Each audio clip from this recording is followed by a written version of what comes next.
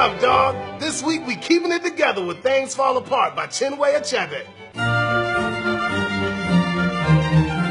Okonkwo got one of the illest reps of any hood in the Nigerian Umofia clan. But being a high baller don't run in the family. Everybody know that Okonkwo's daddy was nothing but a broke-ass scrub. And now Okonkwo gotta be a hard-ass hustler to shake off that family shame. When some fool murks a dame from Umofia, Okonkwo gotta take care of his boy Akimafuna to make everything cool between the clans. Okonkwo got mad love for this kid, even though he don't show it. And it ain't long before Akimafuna starts calling Okonkwo daddy. Then one day the oracle say that fool Akimafuna gotta get put in dirt. Some geezer named Izudu tells Okonkwo he best stay away from that mess, cause no matter how much of a badass thug you are, killing your own son is whack. But Okonkwo don't want to be seen as no sensitive bitch, so he straps up ready to bang out.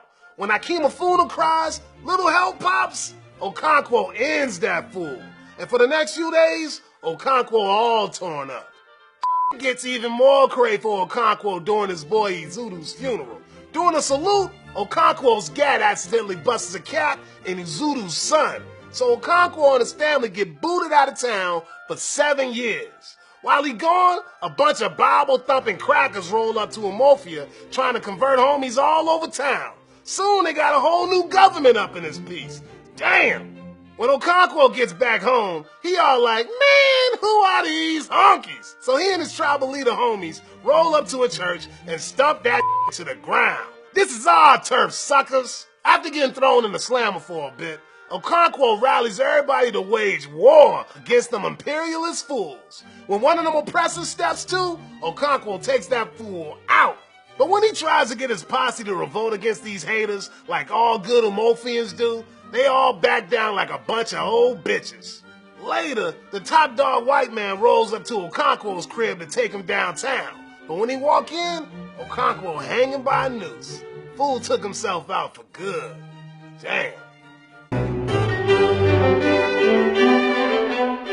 First thing you best recognize is that little Achebe came up in Nigeria after it was taken over by the West. Even though this book definitely got beef with the empire that did Igbo culture straight dirty, good art don't just give one perspective. See, Okonkwo repping all the social values of the old Igbo society. He clocking mad courage, goes hard for the hood, and don't let no candy-ass emotions get in his way. And for being the realest brother on the streets, the elders trust him to raise Akimafuna. But it ain't all gravy for Okonkwo. When time comes to kill Akimafuna, Okonkwo knows being the one to shank his boy gonna piss off the goddess real bad. But he ain't no lazy coward like his daddy, and fool desperate to prove it.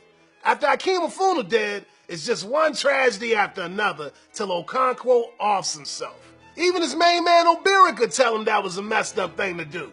If I were you, I would have stayed at home. What you have done will not please the earth. It is the kind of action for which the goddess wipes out whole families. Ain't no doubt that those crooked-ass imperialists took a big old dump on Africa. But like we can see with Okonkwo icing his boy and disrespecting the goddess, maybe things started falling apart before they got there. Just like Yeats preaching in the poem that opens the book, whether it be Igbo culture, Western culture, or whatever the time is the enemy.